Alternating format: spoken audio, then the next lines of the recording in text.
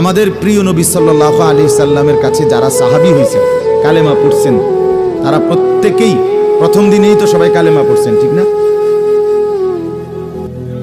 বুঝেন নাই কথা?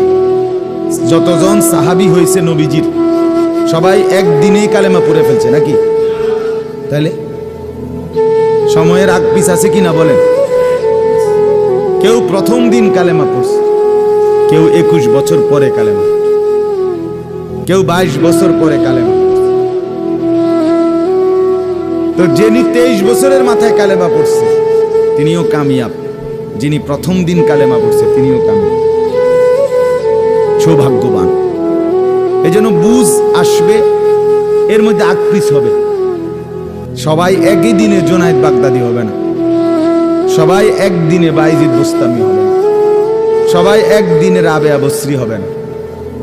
সময়ের ব্যবধান হবে, আকৃষ্ট হবে, এবং কারো কপালে হেদায়েত জুটবেই না।